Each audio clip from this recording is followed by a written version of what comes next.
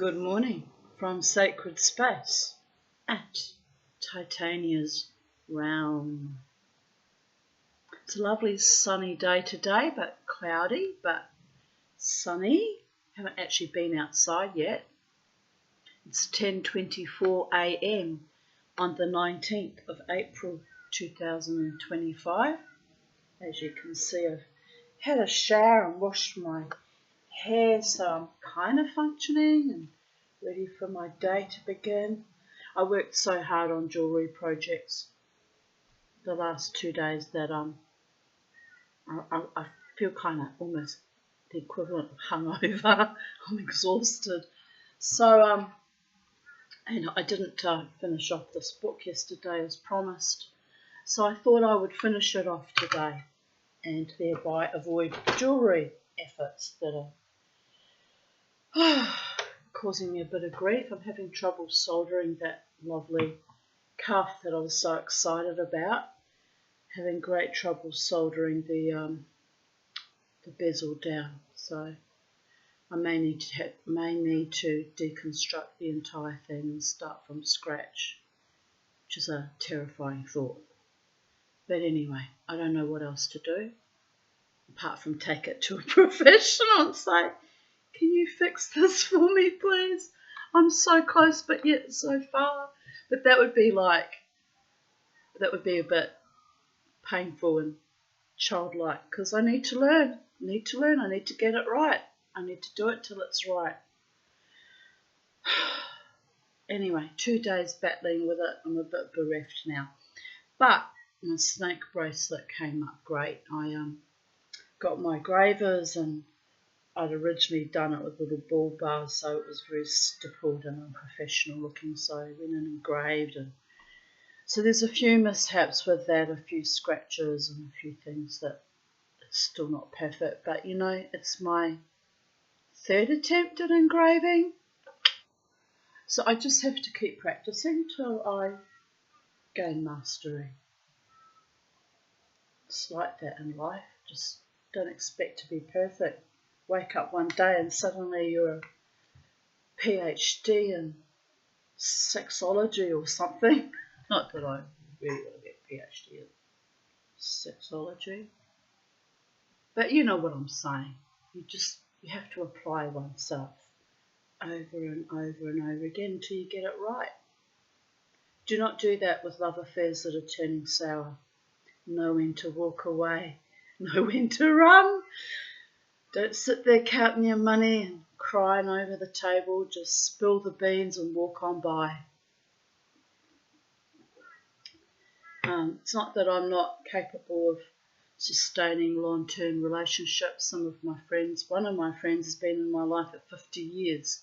So it's not me being a trauma survivor and some kind of misfit. It's actually on them behaving badly and me choosing not to go along with the bad behaviours. A bit of couth and manners and decency goes a long way with the mama tea. Who knew? It's called basic respect and dignity. Should be afforded to everyone. Anyway, where was I? It was a beautiful day this morning, and so it shall continue to be, however I feel about things. As I move in and out of grief states and trauma states, it can be a bit of a hurdy-gurdy ride, which is the other reason why I stay single, because it's too much and too difficult for other people to participate in. That's why I only have platonic friends that are kept on very long leashes. Those who delight in me in their own terms, and meanwhile I get on with my life. It's become more and more like that since 2020. My closest ones have less tolerance for me than they used to, and I get it. It's not easy being around someone who's in various degrees of disintegrating and reintegrating her trauma issues and building her beautiful life, and real loves who love you, accept you the way you are, and bring joy to your world and participate and are there for you and whatever nice little fantasy I've got going on there too. Anyway, it's not really a fantasy, it happens for other people. And, you know, there's no reason why in time I might meet someone who's completely the perfect match for me, who treats me with honour and kindness and respect. So on that note, let me continue on finishing off this book. The toddler who identified her own grave, Riddle of Reincarnation.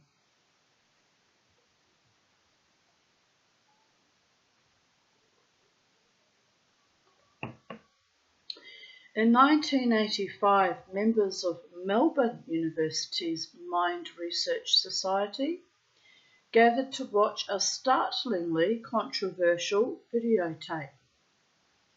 It depicted a hypnotic regression during which an English schoolgirl described a previous existence as her sister, who had died, aged 2. While the audience hushed on her words, the regression subject, speaking as her dead sibling, described how she had floated above the graveside, watching her own burial. Since the 1950s, psychologists in the Western world have recorded thousands such purported testimonies from vanished time and space. Many regressees display detailed knowledge of foreign languages, places and people unknown to them in everyday life.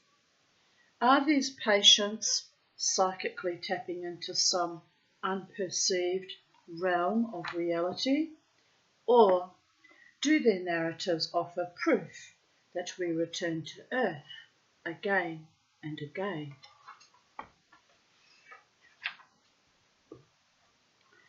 In 1972, an English child named Mandy Seabrook died. 3 years later, her parents, still struggling with their grief, welcomed another daughter into the world. They christened her Mandy. The second Mandy became the centre of a case so extraordinary that the Sydney psychologist Peter Ramster, one of the world's leading specialists in reincarnation research, one should not laugh at someone's name, should one, devoted considerable time to studying it. Just a minor little synchronicity there. One of the bands that I danced for many years is called Ramjet. So Ramster, Ramjet. Just tickled my funny bone ever so slightly.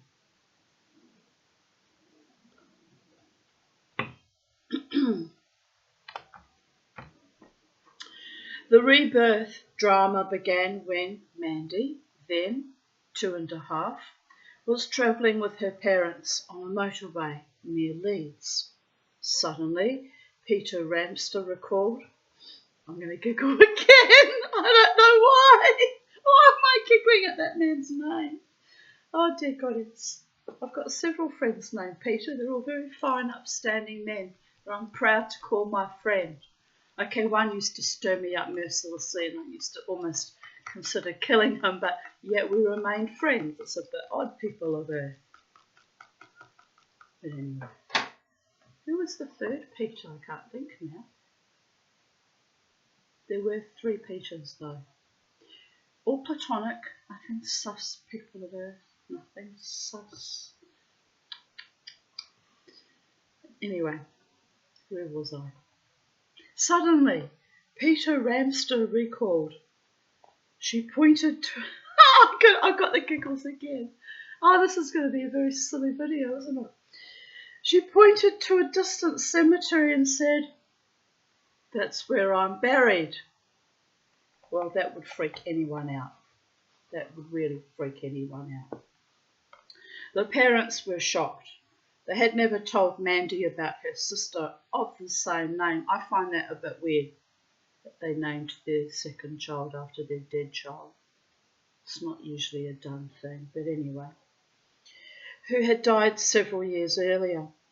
And they could not imagine how the second Mandy had correctly pinpointed the graveyard where her sibling lay. Sorry, I've got the urge to laugh again. I don't know what's come over me. Sometimes you just need to laugh, amongst all the bathos and pathos and tragedies and dishonour and shucking off and whisking off and betrayals and lies and deception and COVID epoch and post-COVID epoch, which is still the COVID epoch, and all the other garbage. Sometimes you just have to go a little bit hysterical and laugh and laugh and laugh and tickle your toes and then fall over. Get up again, start all over again. Yes, people of Earth. Right, anyway. For a time the Seabrooks tried to ignore the incident, but Mandy kept referring to the funeral, asking one day why everyone had cried so much when she died. When her mother reassured her that she was not dead, Mandy simply looked at her and said, "No, when I died before." In the weeks that followed, the little girl accurately described what her coffin had looked like, and the fact that on the rain-swept day of the funeral, her distraught mother had slipped and nearly fallen into the grave. The toddler's parents drove Mandy to the cemetery and asked her to show them the grave. Mandy ran straight to the site. 11:01 a.m. Make-A-Wish, people of Earth.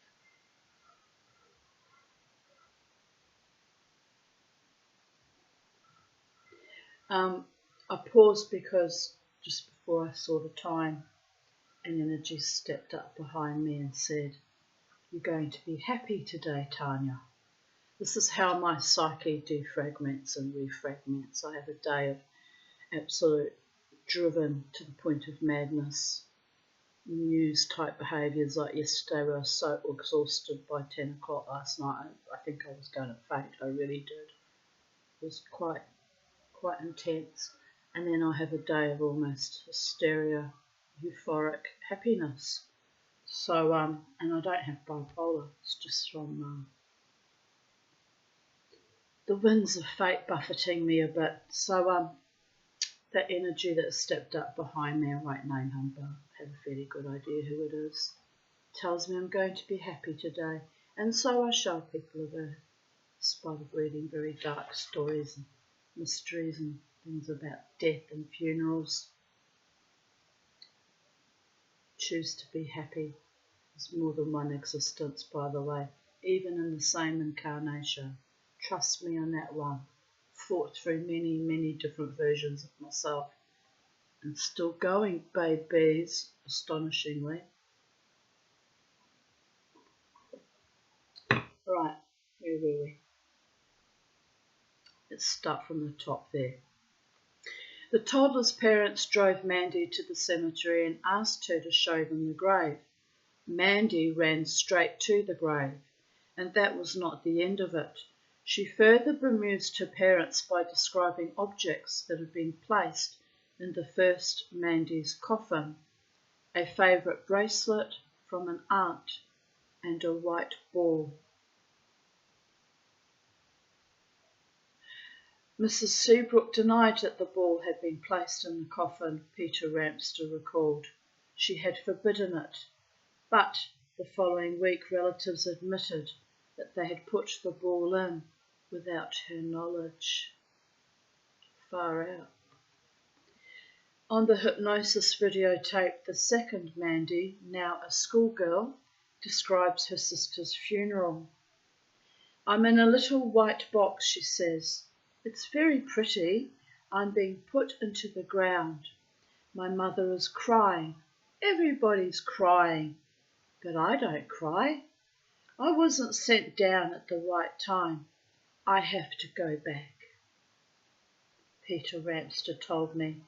It's possible to place various interpretations on such evidence, but cases like Mandy's seem to have one meaning, that the grave is an illusion, separating us from true knowledge of our eternal nature. Indeed. Like most of his academically trained colleagues, Ramster initially regarded notions of reincarnation as far-fetched, but his attitude began gradually to change when certain patients undergoing hypnotherapy talked about events which did not sound as if they had occurred in modern Australia. In my spare time, to the greatest extent possible, I started checking out some of the stories.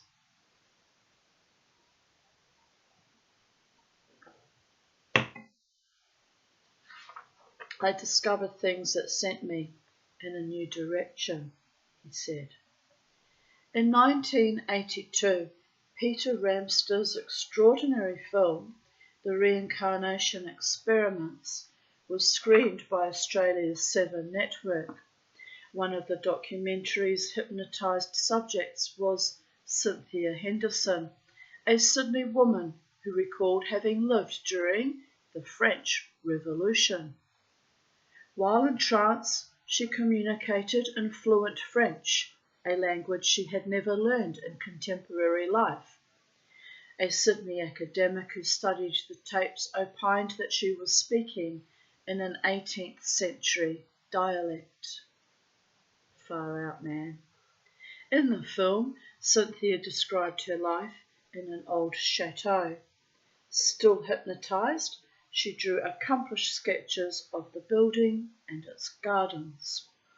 Accompanied by a network camera crew, Ramster subsequently took her to France, a country she had not previously visited.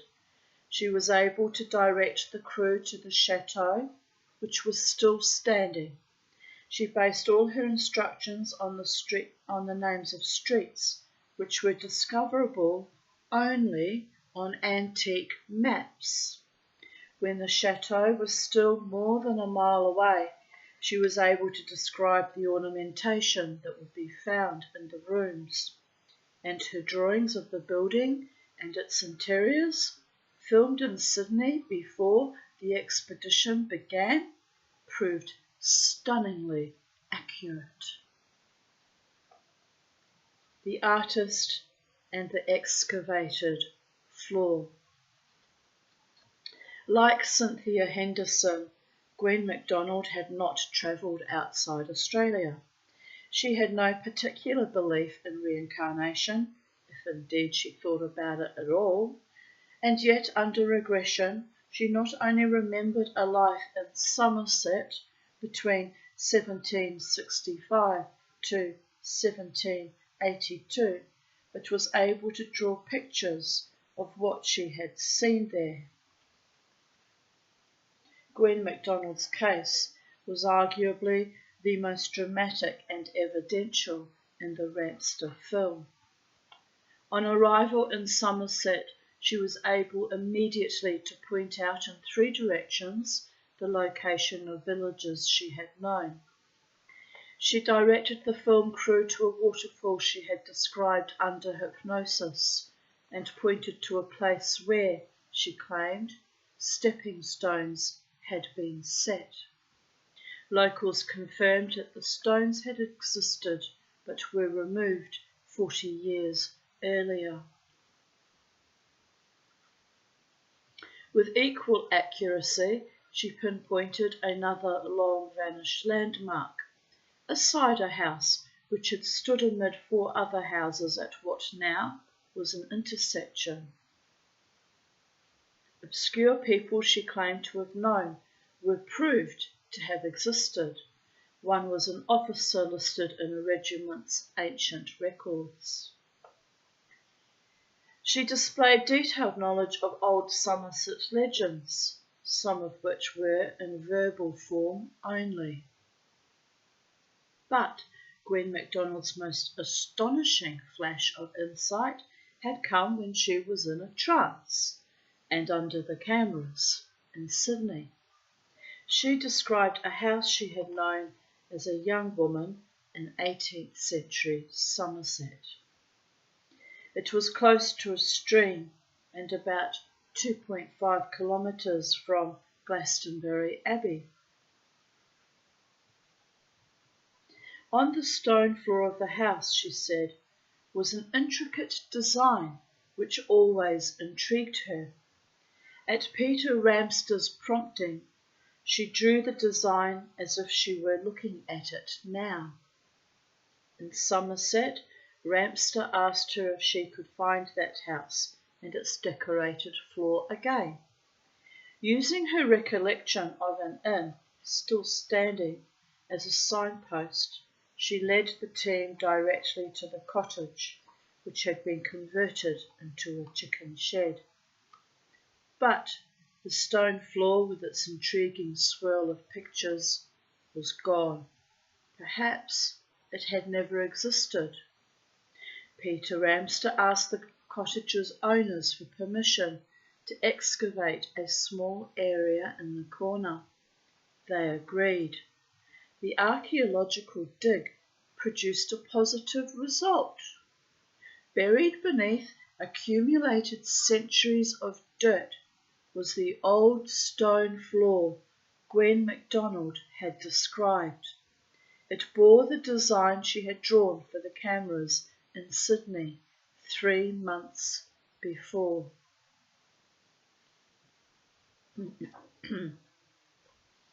Reflections on reincarnation. It is no more surprising to be born twice than once. Voltaire. It is a strong proof of men knowing most things before birth, that when mere children they grasp innumerable facts with such speed as to show they are not taking them in for the first time, but are remembering them. Cicero. As we live through thousands of dreams in our present life, so our present life is only one of many thousands of such lives, which we enter from the other, more real life, and then return after death. Our life is but one of the dreams of that more real life, and so it is endlessly, until the very last one, the very real, the life of God. Tolstoy. As long as you are not aware of the continual law of die and be again, you are merely a vague guest on a dark earth. Goethe. Excuse me. I had to choke on Goethe for some reason. Goethe was a fabulous poet and author. Why am I choking on him? It's because he's German, isn't it?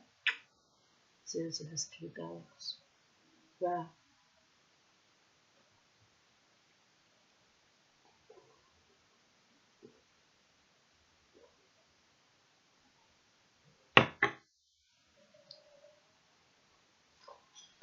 The soul comes from within into the human body, as into a temporary abode, and it goes out of it anew. It passes into other habitations, for the soul is immortal. Emerson. The tomb is not a blind alley, it is a thoroughfare. It closes on the twilight, it opens on the dawn. Victor Hugo. I know I am deathless. No doubt I have died myself 10,000 times before. I laugh at what you call dissolution, and I know the amplitude of time. Walt Whitman. I know that we live again. The souls of the dead are in existence, and the living spring from the dead, some more than others. Socrates. Hidden crypt validated. a past life memory.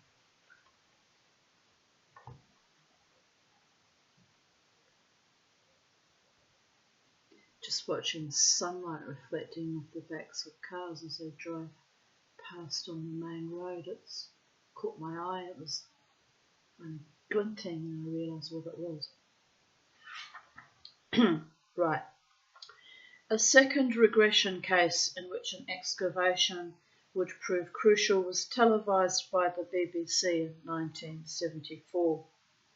The Cardiff hypnotherapist Arnold Bloxham placed a housewife, Jane Evans, in a trance, during which she recalled her life as Rebecca, the daughter of a Jewish couple in the York of 1190.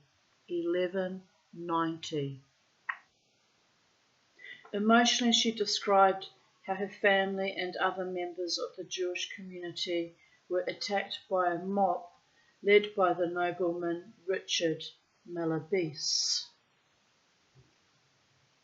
After unsuccessfully seeking refuge in York Castle, the family fled to a small church outside the city, where they hid in a crypt just under the copper gates.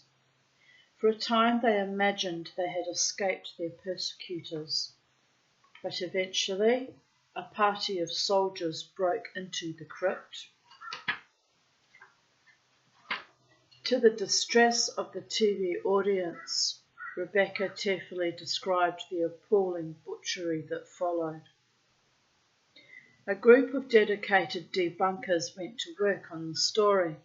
After a fortnight's hard work, they announced to the media that Jane Evans's regression memories could not possibly be factual. Old maps and records showed without a shadow of doubt that no small church incorporating a crypt beneath copper gates had existed in 12th century York or at any other time, for that matter. It seemed plain, said the skeptics, that Jane Evans had heard about the pogroms of the era and had unconsciously woven her knowledge into a fantasy of a past life. Professor Barry Dobson of York University was not convinced. He was no reincarnationist, but his speciality was the Jewish history of 10th to 14th century England. To Dobson, Rebecca's story had an oddly authentic resonance. Intrigued, he asked the BBC for a transcript of the programme and began to study the regression subject's statements, line by line. To Professor Dobson, Jane's description of the church in which the family had been murdered sounded very much like St Mary's Castle Gate. But as this church had no crypt, he finally accepted that the massacre in her narrative had been an unconscious invention after all.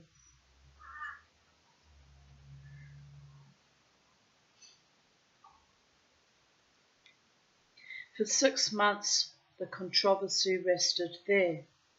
Then Dobson learned that workmen restoring St Mary's Castle Gate had accidentally broken into a long-forgotten crypt below the chancel.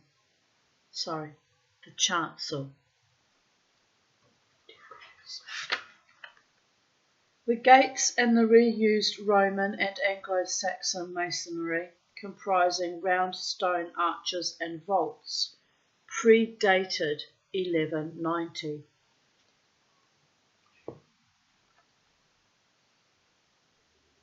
Archaeologists excavated the site, which had lain in darkness for at least 7 centuries.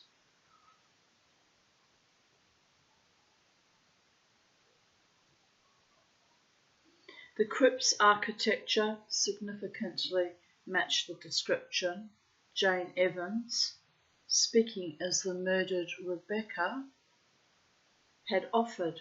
on television. There you go. She wasn't lying after all. A celebrated rebirth in India. Shanti Devi, born in Delhi on 11th December 1926, was uniquely responsible for making reincarnation a major topic of discussion in the Western world. Shanti behaved oddly from the age of 2, when she began pointing to herself and lisping that she was the wife of a man who owned a shop.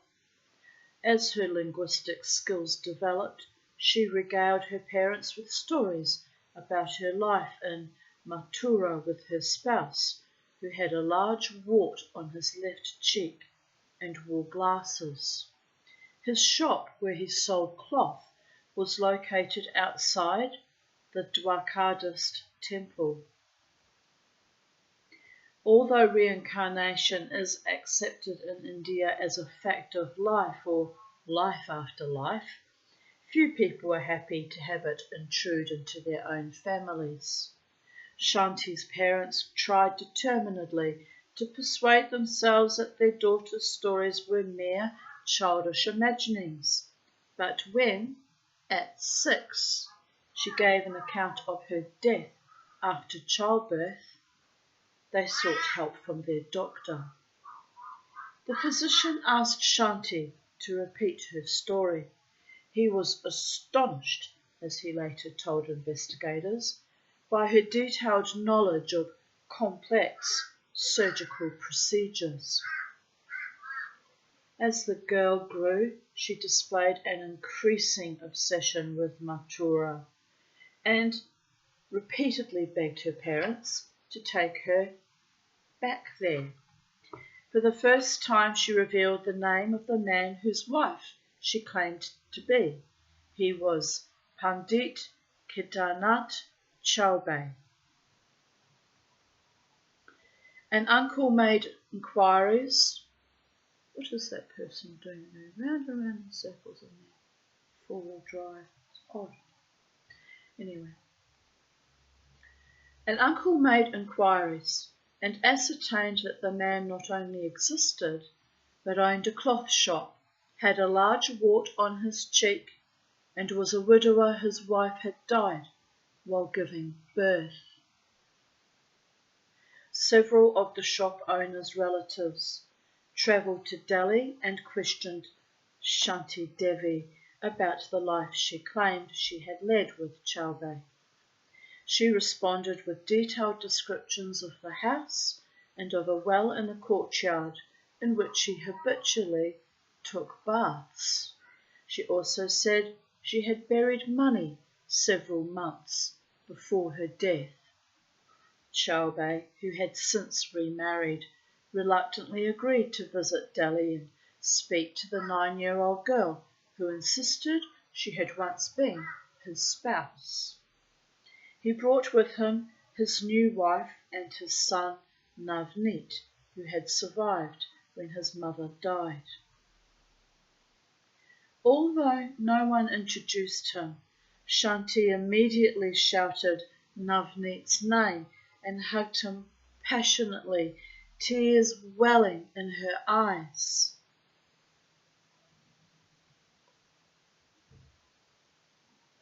Dalby asked how she had known the boy was her son, when she had allegedly seen him only once as a newborn infant before she died. She replied, "My son is a part of my soul. My soul knows him eternally." Indeed. Even my 2 estranged daughters. How quickly they forget. But then I felt the same way about my parents. You can't break the bonds of life though. You can't. You can try, but you can't actually break it. God knows. God only knows. Today's memories came up on Facebook about my father's ashes. Had arrived and I deposited him on this day in 2017. with the rest of, with my mother and Case at Wellington Point, and including Ouija board hauntings from number plates on cars, which was a bit astonishing, and then, my usual outpouring of intense memories and trauma processing. So it was an intense morning, very intense morning, reliving all of that.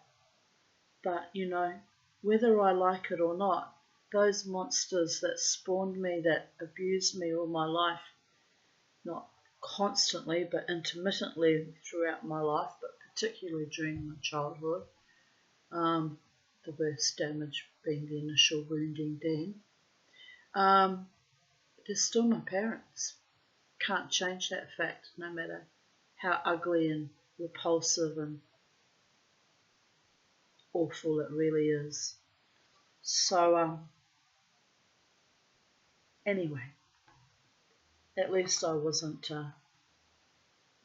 like my parents with my daughters. I mean, I wasn't sexually abusive or anything like that, because it's just repulsive. Anyway, we carry on, people of Earth. Shanti was able to tell Dalbe so much about their life together that he was convinced she was telling the truth. He was particularly impressed by her response to his question about how she had become pregnant. In the final 18 months of her life, Dalbe's wife had been confined to bed with arthritis. I thought they said his name was Chalbe. Now it's changed to Dalbe. Oh well.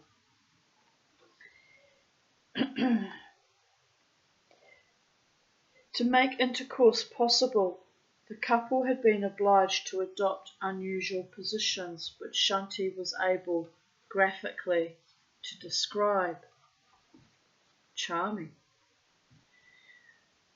The story of the girl who lived twice reached the newspapers. Mahatma Gandhi invited Shanti to meet him and was impressed enough to appoint a 15-member committee comprising physicians, parliamentarians and academics to investigate her case. The group took her by train to Mathura. She was able to lead them directly from the railway station to the marital house, whose layout she predicted before she entered. Numerous people from her past life were brought to the house to meet her. Without exception, she recognized them all and addressed them by name. When the committee's president asked her to show where she had hidden the money, she went straight to what she said was the spot, but was bewildered to find nothing there. Alright, now we're back to the correct spelling, Chalbe. Chalbe then admitted that he had discovered and taken the cash after his wife died. The committee concluded that Shanti was in command of so much detail, right down to her knowledge of Mathura's narrowly specialised idioms, that fraud would have been impossible. Professor Ian Stevenson of the University of Virginia spoke with Shanti Devi after she had grown to womanhood. Stevenson, who has conducted more analyses of past life claims than any other scientific investigator, wrote, "I interviewed Shanti Devi, her father and other pertinent witnesses, including Kedarnath, the husband claimed in her previous life. My research indicates that she made at least 24 statements of her memories that matched the verified facts." The baby born with bullet marks.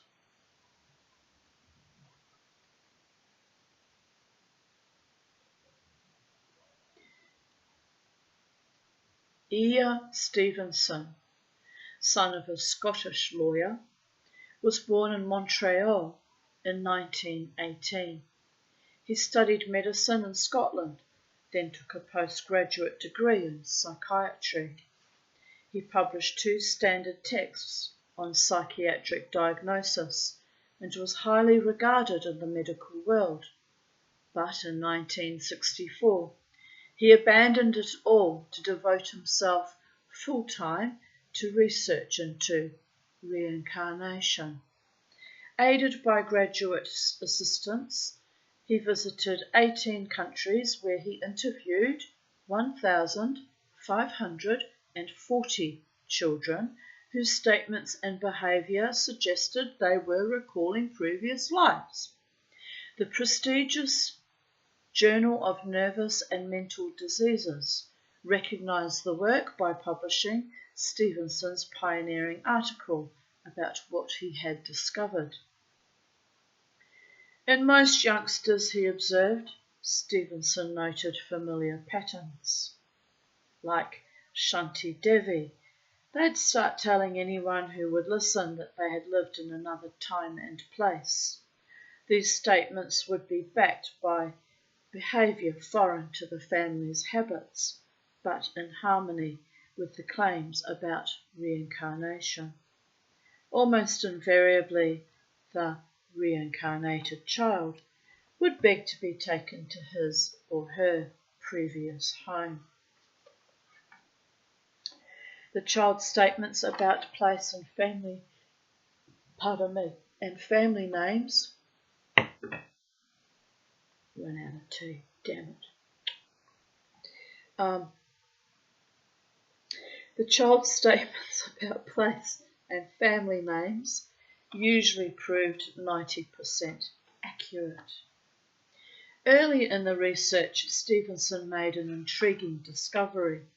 A high proportion of the children he interviewed had memories of dying violently, and in many cases, birthmarks consistent with police photographs of the wounds the previous personality had received could be found on the child's skin. Typical was the case of a Turkish boy who recalled being a criminal close to being captured by police. He suicided by shooting himself with a rifle whose muzzle he placed under the right side of his chin. The child who had recalled this past life incident had 2 birthmarks, one in the same place under the chin, the second on top of his head where the bullet would have exited. Astonishing. Stevenson built a large library of birthmarks matched by police photographs in rebirth cases from Lebanon, Burma, Turkey, India, and North America. 15 cases in the collection were also matched with post-mortem reports. In 1988, when Omni magazine journalist Meryl Sechrist asked Stevenson if his work had influenced his attitude toward life and death, he replied, "I think so. I wouldn't claim to be free of the fear of death, but it is probably less in me than in other people. These children sometimes provide reassurances to adults. We've had 2 or 3 incidents of children going to, say, a woman who has lost her husband and is inconsolable and saying, 'You shouldn't be crying. Death isn't the end. Look at me. I died and I'm here again.' Is there an even stranger explanation? Meticulous researchers of the calibre of Stevenson, Ramster and others are careful to classify their findings as cases suggestive of reincarnation. These investigators are the first to concede that a previous life might not necessarily be the sole explanation for accurate and seemingly inexplicable memories of a distant past. Often it's possible to find a pedestrian solution. In his book, Mind Out of Time, Ian Wilson chronicles the case of a man who sincerely convinced himself and others that he had served as a sailor aboard one of Admiral Horatio Nelson's ships. His knowledge of 18th century warfare and of a gunner's duties were, in one observer's words, accurate to a convincing degree. Under hypnotic regression, however, the purportedly reincarnated sailor recalled a fact that he had quite forgotten. As a small, bright boy, he had read C.S. Forester's Horatio Hornblower novels. Of course, as this chapter demonstrates, not all past life cases are so easily dismissed.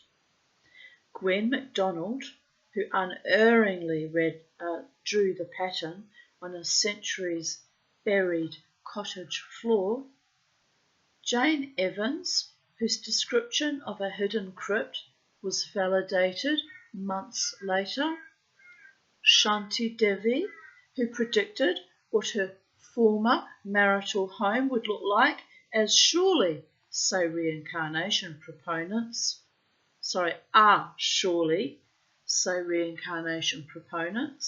living proof that we walk the earth more than once. We get recycled over and over again, which for me is rather a terrifying thought, since I've almost died 15 times in this incarnation and I'm a little bit dumb, you understand. But anyway, maybe next life I'll have a man who adores, values and cherishes and respects me and is good and kind to me. Or, alternatively, I'll be a man and I'll be that kind of man to some wonderful woman. And either way, however it ends up, I'll live happily ever after, just like my fantasy for this life. Sweet, innit? Ah, smallest violin. Badum tish. Anyway, life goes on, people of Earth. I'm creating my beautiful life every day in every way. Alive, as per usual. It's okay. It's not the end of the world. It's only one reality.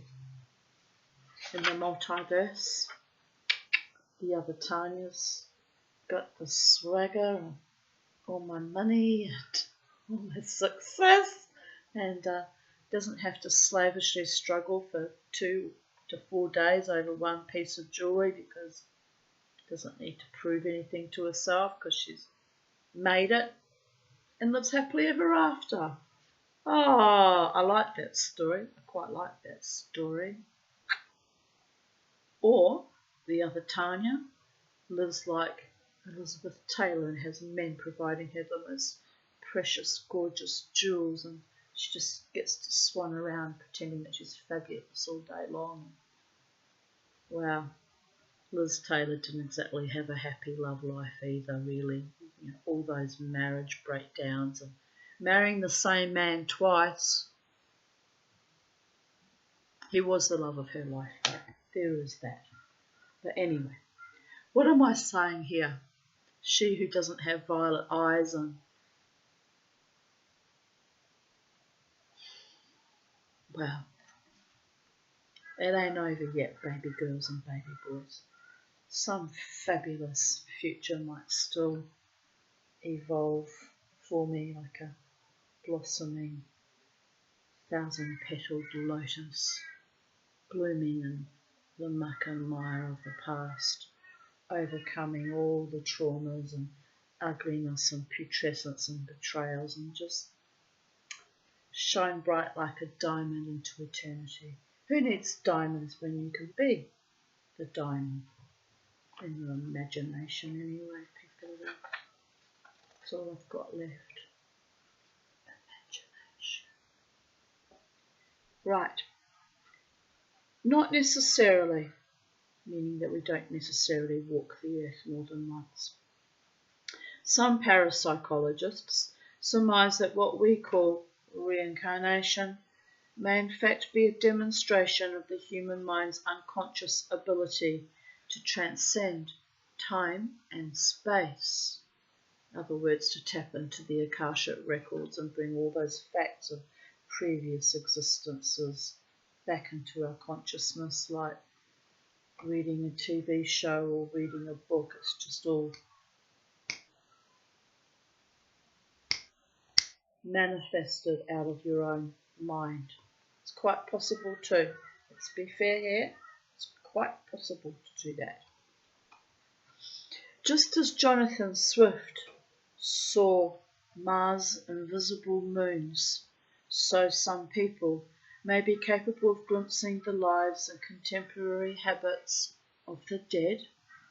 It's an understandable temptation, say some theorists, to believe you have actually lived a past life, when in fact you may have been no more than a psychic spectator. Yes, but would you have all the knowledge of a birth that ended in your death, or all those, intimate secrets, though? I wonder. I guess if those two are recorded in the Akashic records, then yes, you would. Right, something to think about, people of Earth. I don't remember my past lives. I've got no interest in delving into them. I've had enough traumas in this one. I don't need to dig into all the other ones. By the gods. But they are what forms your personality to a certain degree. There is a carryover. Right. Amazing airships over old America. The Wright brothers did not make their first short flight until 1903. Dirigible designers took even longer to build engines capable of powering aircraft at high speeds through the heavens. And yet, in 1896 to 97, tens of thousands of Americans watched astonished as huge airships, shining brilliant spotlights, flew across cities from San Francisco to Chicago. Contemporary editorialists wondered whether these futuristic vessels might be the work of a gifted but secretive inventor. But the strange phenomena associated with the airships are prompting analysts in the 21st century to ask profounder questions. The object was huge and cigar-shaped and had 4 wings attached. Sacramento B, November 1896.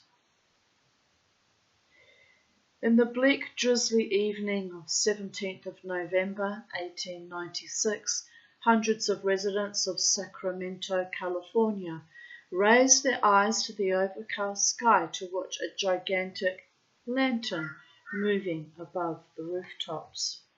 One witness was George Scott, assistant to the Secretary of State. He urged friends to join him on the Capitol Dome's observation deck. There they were able to detect 3 lamps which seemed to be suspended from a dark craft of some kind, cylindrical and at least 800 feet long. The strange spectacle was the overture to an aerial display that would extend over 14 months and captivate the nation. Cylindrical vehicles, sometimes ringed by swiftly changing coloured lights, would appear from west to east across North America, perplexing crowds from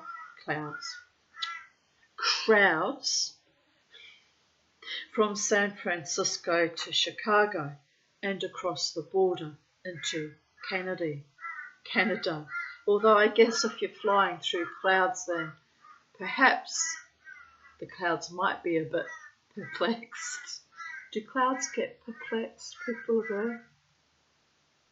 Mama T's a bit flummoxed. Flummoxed, I tell you. In an era when balloons were the only man-made vehicles known to be plying American skies, the wind-defying airships sparked front-page headlines wherever they flew. So enormous was the coverage in hundreds of metropolitan and rural newspapers that historians, a century later, were still struggling to find and arrange all archived reports into a central database.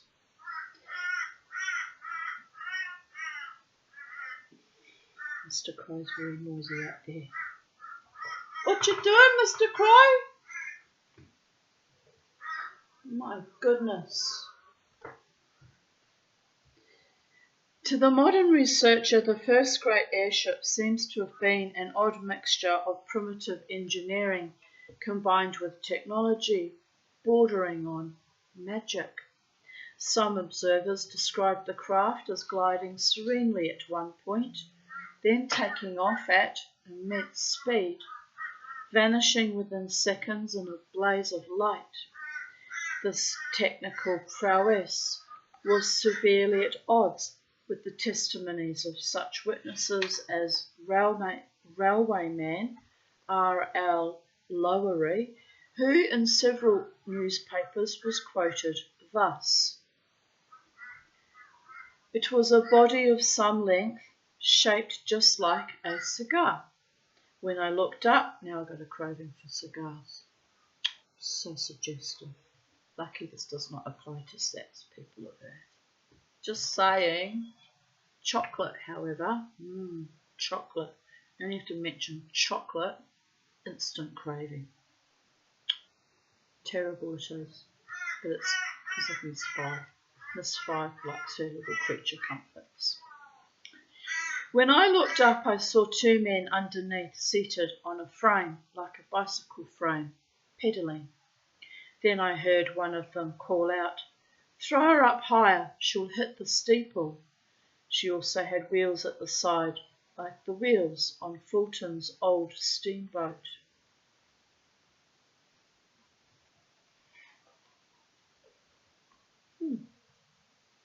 What a thing to see. What a sight to see. Many newspapers of the time habitually exaggerated. The editors had no inhibitions about hoaxing readers if they thought it would increase circulation.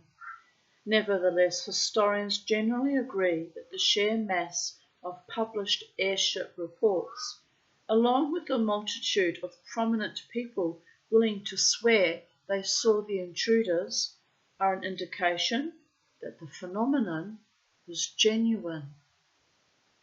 The 17th of November airship, if indeed it was the same machine, reappeared over Sacramento on 22nd of November. So what's that? 5 days later. This time, eager thousands watched as it crossed the city at a leisurely pace. Among people willing to put their names on the public record as witnesses were a district attorney and the city's deputy sheriff. On the same night, an airship also traversed San Francisco. It was observed by hundreds, including the mayor. On this occasion, it shone a brilliant searchlight onto the roads and buildings below. As it moved out over the sea, its powerful beams spearing into the dark water, terrified seals plunged from the rocks. Rumours spread that a wealthy inventor had launched one or more airships from a secret factory in Oroville, north of Sacramento, but journalists who descended on the town could find no factory and no sign of the extraordinary vessels. Jewel in the sky, contemporary newspaper illustration of an airship glittering with coloured lights, which reportedly appeared over several American cities. The vehicle appears to be shining a spotlight on the cityscape below.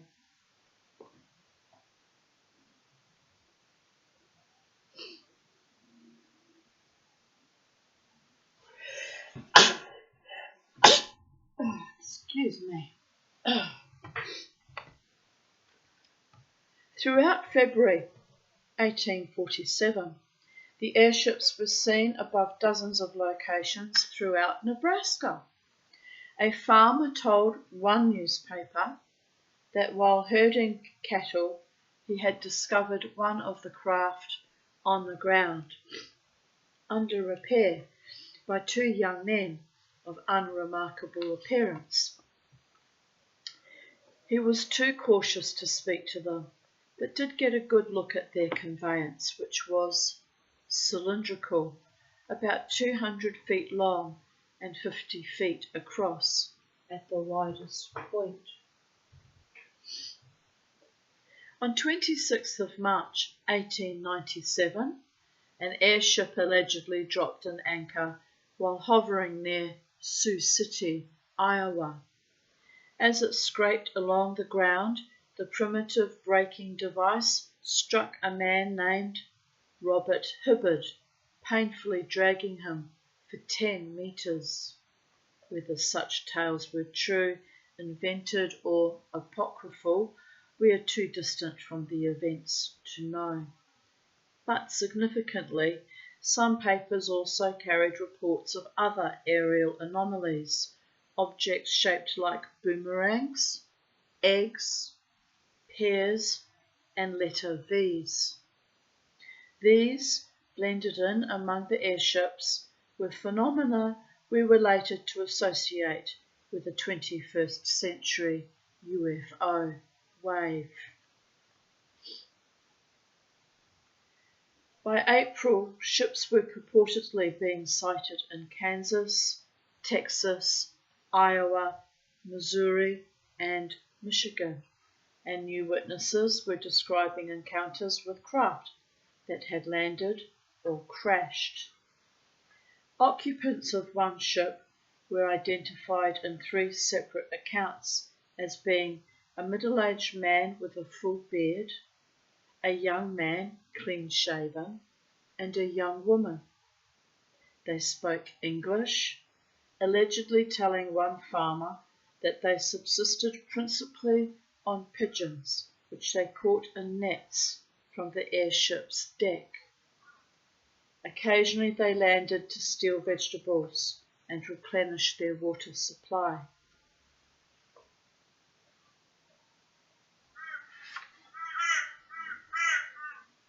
Skeptics of the period asserted that every airship report was either a tall tale or the invention of someone who had been reading Jules Verne's scientific romances.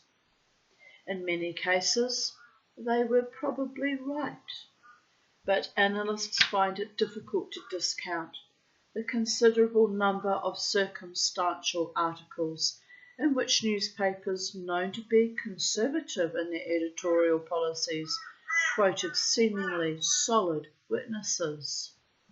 The Gazette, Kalamazoo, Michigan, 14th of April, 1897. The strange body that passed over the city Monday evening. All right, busy birds. That passed over the city Monday evening and that was taken by many for an airship was seen by the proprietor of the Gazette as well as many other citizens.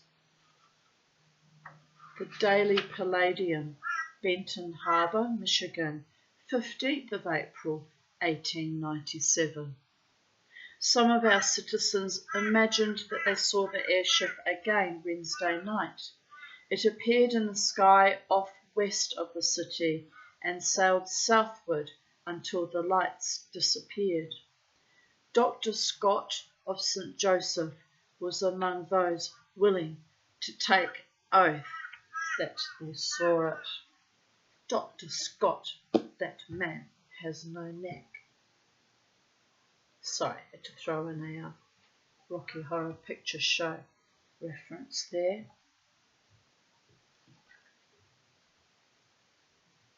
The Daily Journal, Battle. No, I won't say. The Daily Journal, Battle Creek, Michigan, 15th of April, 1897. Again, last evening, at about 8 o'clock, the airship, or what has been called such, was visible to Battle Creek residents, many of whom saw the aerial wonder as it travelled rapidly westward in plain sight. That the mysterious object was not of human origin is plainly evidenced by the speed at which it was moving,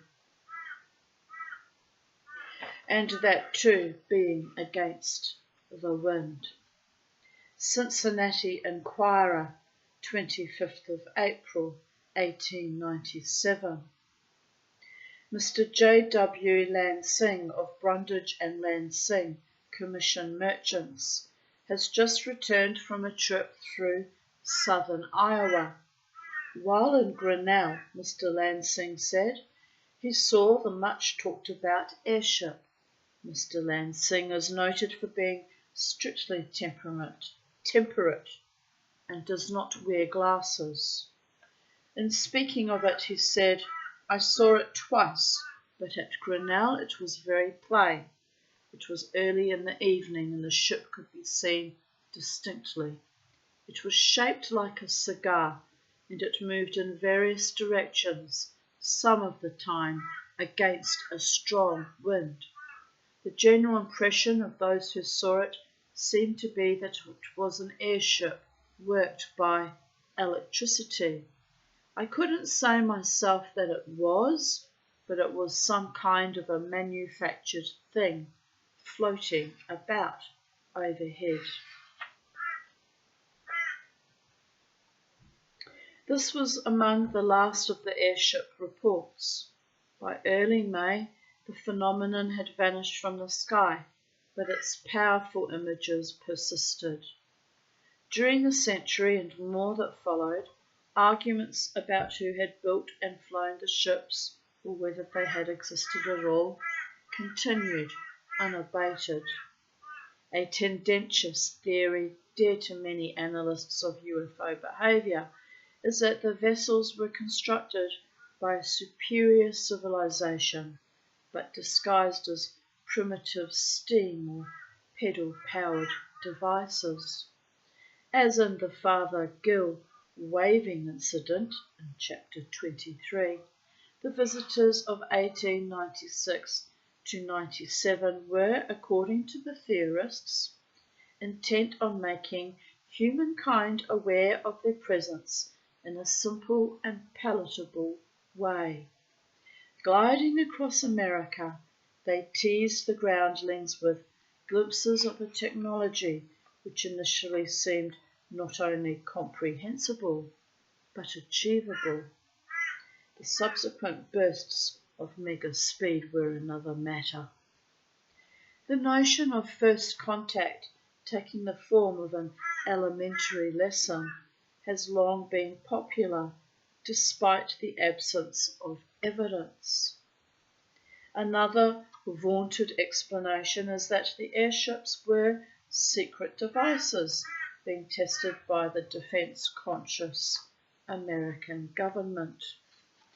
Proponents of this theory do not explain why such clandestine machines were allowed to advertise their existence over major population centres. Were the airships flown by practical jokers? That's always possible, but only if they were jesters capable of improving vastly upon the engineering science of 1896 and of raising large sums of money to build the craft. Did all the witnesses and all the newspapers lie? In a 14-month sighting period, involving 20 American states. This statistically would be as unlikely as if everyone had told the truth. There can be no serious doubt that large numbers of people did watch something move through North America's skies. What precisely did they see? Probably we will never know the answer. Aerial impossibilities above Australia, New Zealand. The invading airships of the late 19th century did not confine their activities to the United States. In the 1890s, New Zealand and to a lesser degree Australian newspapers reported similar sightings of undercarriage-equipped oval aircraft, which were not only capable of colossal speeds, but were manoeuvrable in ways which outclassed the known technology of the time.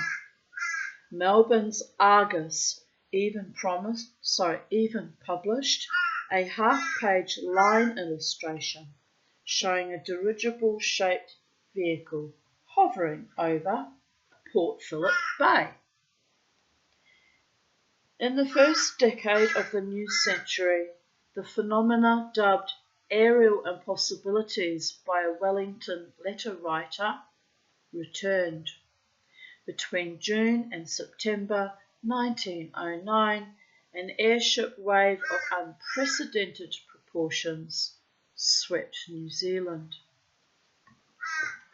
As the countless contemporary press reports attest, fear and paranoia swept both islands of the emerging nation. Many New Zealanders were convinced that German spies were reconnoitring in preparation for an attack. Cooler-headed commentators asked what conceivable interest Kaiser Wilhelm might have in a few sleepy farms surrounded by sheep-stippled fields, indeed.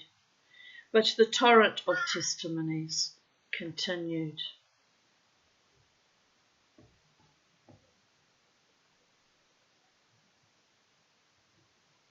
It's a very busy bird, that crow. Strutting across the lawn like a king. Well, they are kings, aren't they? Kings of the skies. On 29th of July 1909, the Clutha leader published an interview with 3 shaken men who said a large boat-shaped object dipping up and down in the air had swept down toward them from the sky. The previous day, under the heading The Kelso Airship, a special reporter had written, "A busy afternoon's investigation utterly dispels any supposition that the reports about the airship are entirely mythical. There is far too much evidence for the belief to be easily dispelled." The journalist went on to chronicle what we would describe today as a close encounter. The incident involved a teacher, Mrs. Russell, and pupils at a local school. All those scholars who saw the airship on Friday at noon, he wrote, were asked to draw an impression of what they had seen. The drawings were done separately and with no reference from one person to another. The result was 6 drawings, the degree of resemblance and unanimity of which was nothing short of dumbfounding to all skeptics. One boy was able to draw a diagram of the vessel from beneath as the airship passed over his head, and this showed 2 sails on each side. Another boy drew a revolving propeller at the rear. Mrs. Russell saw it, and her evidence confirms the schoolchildren's story. Thomas Jenkins, gave a very clear account of the whole incident. He saw the vessel first as he was going home from school. When it was near the gorge, about 7 miles away, it remained stationary for a few minutes, then turned and came back. As it passed over, he saw that it had supports on each side, but those sails did not move. There was a wheel at the rear, revolving very rapidly. There was a box beneath the body of the ship, but he could not see any man in it.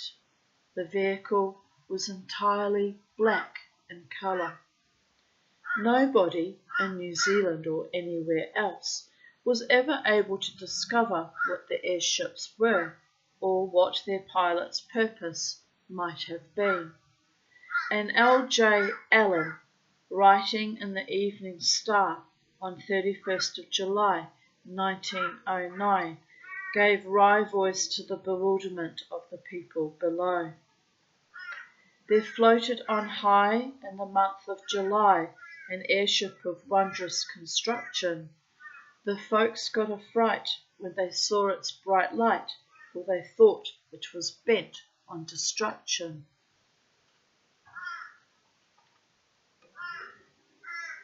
Curious, so typical of New Zealanders, just that kind of humour. Curious craft electrified England, Europe. Witnesses were reporting airships in English skies for at least 50 years before the machines appeared en masse above America and the Antipodes. One characteristic event, chronicled by the anomaly collector Charles Fort, occurred at Neston in 1857.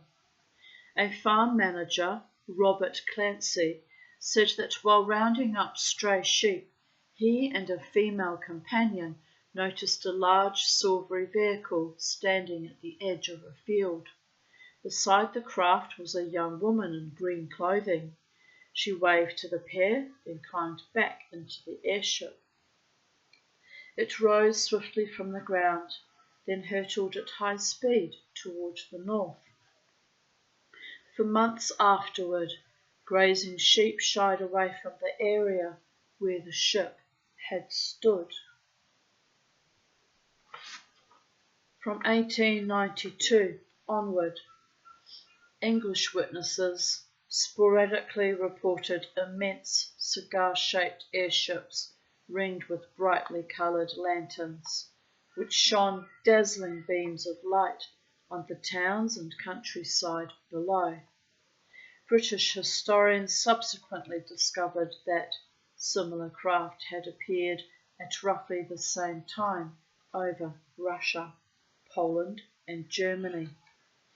Unlike balloons, the vehicles were reportedly able to accelerate against the wind. In the early months of 1909, the trickle of such phenomena became a flood. What is believed to be the earliest in the new wave of British reports came from Peterborough in Cambridgeshire. In the dark early hours of the 23rd of March, 2 policemen saw an immense, brilliantly lit cigar travelling south at what one called hardly believable speeds. As it passed, making an ear-splitting noise, the object raked the ground below it with a spear of light. During the weeks that followed, concerned citizens from Leeds to Hertford besieged newspapers and the authorities with reports of similarly colossal skyships. The London Weekly Dispatch listed 24 locations above which the vessels had been seen in the previous 3 weeks. One of the oddest of these encounters occurred on the clear night of 20th of May. The captain and crew of a fishing boat near Lowestoft said that they had crowded onto the deck to establish the source of a terrific noise over the sea. Outlined against the stars was a torpedo-shaped craft of frightening size. The captain said the vessel had portholes, through which the figures of men were clearly visible. He dared to signal with a flare, whereupon one of the occupants lit a flare in reply. The England of 1909 was riven by fears of impending war. Many citizens, the editorial writer of the Times included, were convinced that the airships could only be German Zeppelins conducting surveillance in preparation for an attack. But the Secretary of State for War, Winston Churchill, insisted that no German dirigible would be capable of the speed, manoeuvrability, or range of which the intruders seemed capable. Who then did build the gigantic searchlight-equipped sky vehicles that bewildered Britons between 1909 and 1913? No historian or aviation expert has found a satisfactory answer. To paraphrase the words Churchill was to use in another time and circumstance, the provenance of the grand airships that flew over England will probably remain a mystery wrapped in an enigma. And now we proceed to the last story of this book. Did a murdered woman name her killer? It was one of Britain's most controversial homicide cases. The focus of public interest was a medium who alleged that a strangling victim's tortured ghost had told her the murderer's name. Also prominent was a retired police detective, so convinced the haunting had happened that he had privately kept the investigation alive for 18 years. The eerie affair culminated in an arrest and, in August 2001, a trial at the Old Bailey where the accused man was found guilty and sentenced to life imprisonment. The drama divided the nation. Skeptics insisted the conviction was the result of advanced DNA analysis and little more. But others, including some police closely involved, felt compelled to ask a tantalizing question. Had a murdered woman's spirit somehow returned from the grave to seek justice?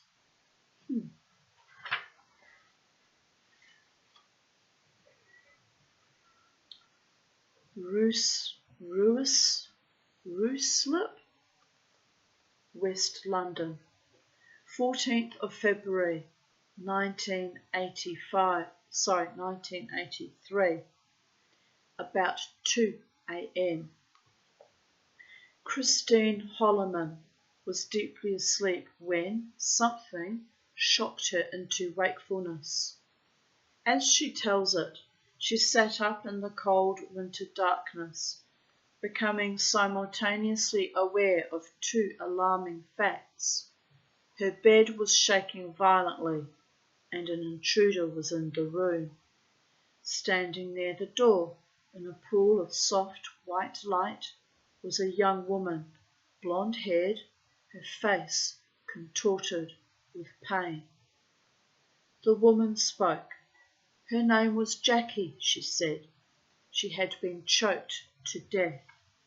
According to Christine, the young woman then proceeded to relive the entire horrific scene, not in words, but in a series of freeze-frame pictures. As the unwilling witness watched, Immobilized by fear, the killer raped his victim, then strangled her with a bathroom light cord, savagely applying pressure until the life faded from her eyes. After what seemed an interminable period of time, the encounter ended. It left Christine Holloman shivering and exhausted. She was in no doubt she had seen a ghost, and that the apparition had visited her for a reason. Effortfully she rose, pulling on a dressing gown, and hurried to the kitchen. She found a pen and paper, sat at the table, and noted down every detail she could remember. Next morning she visited friends, a retired policeman and his wife, and asked what she should do. After reading what Christine had written, the ex-detective urged her to go to a police station immediately. He knew that on the previous Sunday, a 25-year-old local woman had been found, raped and strangled in the sitting room of her flat. She was a barmaid, separated and alone after only 16 months of marriage. Her name was Jackie, Mrs. Jackie Poole. Christine Holloman made her living as a clairvoyant and trance medium, a line of work which had accustomed her to unfriendly reactions from officialdom, the police not excepted. But she realized it was her duty, nevertheless, to tell them what she knew, even if, in their estimation, her knowledge amounted to nothing. Following her friend's advice, she rang the local police district and asked if she could speak to the officer in charge of the Jackie Poole murder investigation. Detective Tony Batters had been first at the murder scene. He was less interested in Christine's dream, as he thought of it at the time, as in the possibility she might know something concrete. With a fellow detective, he spoke to her in the interview room, thoroughly expecting that the conversation would last no more than 15 minutes or so. It continued, in fact, for hours. Almost 2 decades later, in an article for the Police Federation magazine, Batters would describe the extraordinary confrontation. Christine Holloman, he wrote, astonished him immediately with her minutely detailed knowledge of what had happened in Jackie's flat at the time of her death. She was able to describe exactly what the victim was wearing, many of her injuries, and the position in which the murderer left her, he said. Frankly, her knowledge shared only by the murderer, his victim, and us, was stunning. She even knew that although the man had taken most of Mrs. Poole's jewellery, he'd been forced to leave 2 rings behind, simply because he was unable to get them off her fingers. More in hope than expectation, the detectives asked Christine if she knew anything about the killer himself. She described him in considerable detail, mentioning that he had a criminal background, Batters recalled. She even knew his height, hair colour, age and month of birth, and was able to specify tattoos and where they were placed on his body. Detective Batters asked Christine if she had a name for the victim. She shook her head slowly. It was one piece of information she had not received, but she offered to go into a trance to try to make contact with Jackie Poole again. As the policeman watched, she closed her eyes and began to breathe slowly and deeply. After a few moments she said, "Jackie's here. She knows the name, but for some reason she's only giving me his nickname." Without opening her eyes, she reached for a pad and wrote, "Pokey."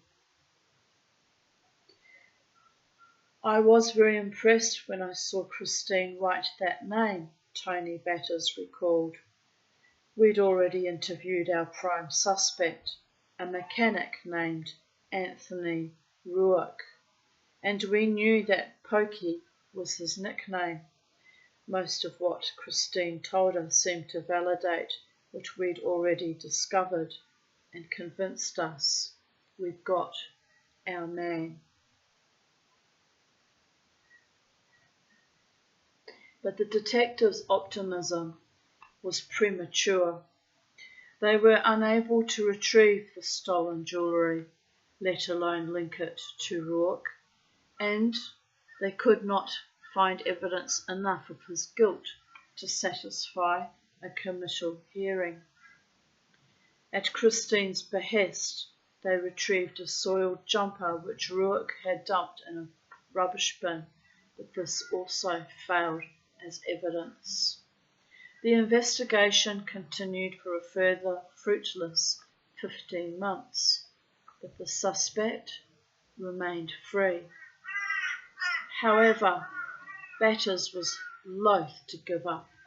So profoundly affected was he by his conversations with the medium that he continued unofficially to work on the case whenever time allowed. When he retired, he took his personal dossier of notes and documents home with him. He told friends that he believed, on the profoundest level, that Christine Holloman had seen the truth of the matter. In 2000, Tony Batters' belief was vindicated. Anthony Ruark was taken into custody for a relatively minor theft. Police, as the law decreed, ordered a DNA sample.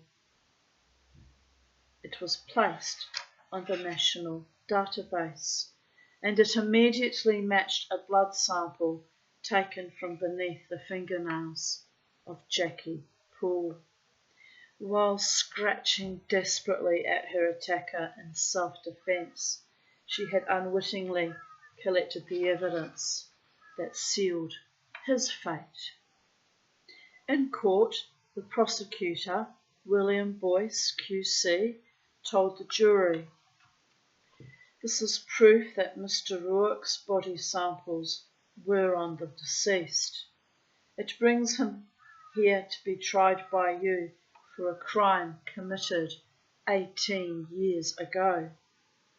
After the jurors found Ruark guilty, Judge Kenneth Macon remarked, "This was a brutal murder of a defenceless woman. But for the advances of science, the defendant would not have stood trial." Christine, who long before had returned to her native Ireland to live, remarked, "I'm so relieved they finally got that man. I'm going to put some flowers on Jackie's grave. She'll have peace now, at last."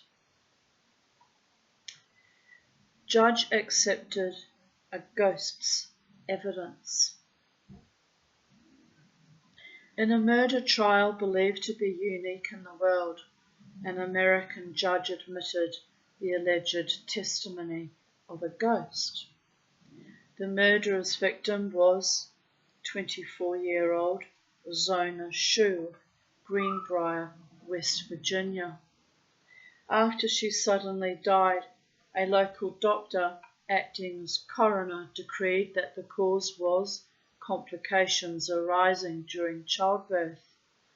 Zona's mother, Mary, was outraged by what she described as a hasty and careless assessment. Neither she The neighbours, nor any of their daughter's friends, believed that Zona had even been pregnant. Initially, the authorities took little interest in the case. Their attitude reflected the fact that Zona had been tainted by scandal. 2 years earlier, she had had a child out of wedlock, a shocking moral lapse in the pious Greenbrier of 1895. Zona, a deeply conventional young woman, was desperate to retrieve her respectability, and when Edward Shue, a tradesman, recently arrived in Greenbrier, proposed marriage, she gratefully accepted. Ignoring her mother's warnings that Shue seemed a frightening man, she became his wife in October 1896. In January the following year, a delivery boy found Mrs. Zona Shue's corpse spread-eagled on her kitchen floor. Dr. George Knapp, a local physician who doubled as coroner, arrived at the house an hour later. He was surprised to find that the apparently grief-stricken Edward Shue had carried his wife's body upstairs and dressed her in the expensive high-collared dress she wore to church. Dr. Knapp did his best to examine Zona to determine the cause of death, but, as he subsequently testified, the weeping Edward refused to release his grip on her. Knapp, a mild man and easily intimidated, gave up and wrote a vague report which blamed childbirth for the young woman's demise. At the funeral, Zona's mother and other witnesses noticed that Shue was behaving strangely. Throughout the service, he stood beside the open coffin, cradling his dead wife's head in his arms. The neck was swathed in a thick, ugly scarf which, he claimed, had been his wife's favourite. Mary found this difficult to believe. She had never before seen her daughter wearing the scarf, and she knew her tastes well enough to be sure she would have disliked it. Edward Shue was obviously hiding something. But what? Several months after her daughter was buried, Mary visited the local prosecutor, John Preston, with a remarkable claim.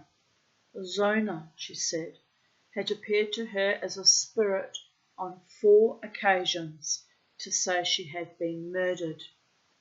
During a violent argument, her husband had brutally attacked her and broken her neck. Preston was unconvinced by Mary's account, but her story reignited his own suspicions about the manner of the young woman's death. He ordered that her body be exhumed. The autopsy on Zona Shue revealed that her neck had indeed been broken, crushing the windpipe. Her husband was arrested and charged with murder. During the trial, it emerged that Shue, in his life before Greenbrier, had served time in jail and had been married twice. One of his wives had died from unexplained head injuries. The judge allowed Mary's evidence regarding the dead Zona's visits to stand. Whether or not she really had seen a ghost, he said, she had accurately described the wounds the autopsy would find several days before the body was exhumed. He directed the jury that although the evidence against Shue was no more than circumstantial, there was a strong likelihood that he had committed the crime. The jurors found Shu guilty. The judge sentenced him to life imprisonment. He died in March 1900. Newspapers of the era dubbed him the killer jailed by a ghost. And thus concludes Greatest Mysteries of the Modern World by John Pinkney. I hope you enjoyed that as much as I did. Some of it was a little bit re-triggering for me, especially stories relating to strangulations and crushed windpipes and such like and such forth. But, well, on we go and on we go, and I have survived against all the odds when many women in that situation did not, and it's just as miraculous to my mind as it is to other people. So there is that, people of Earth. And well, at 60 years of age, I'm still looking forward to my beautiful life with my beloved one, whoever that person manifests to be in the future, perhaps in the next dimension when I finally leave this mortal coil and move on. And who knows what the world has awaiting for me. Only good things and excitement and joy and delight and fun and happiness, and a tribe that vibes with me one day, eh? So on that note, Goddess bless, love to you all, wherever you are in the space-time continuum. Live your very best life. Be kind, be noble, be honourable. Walk with your head held high. Sometimes there's nothing you can do but move on with grace and dignity and let it all unfold the way it's meant to unfold, and enjoy each moment. I've got a bracelet to solder.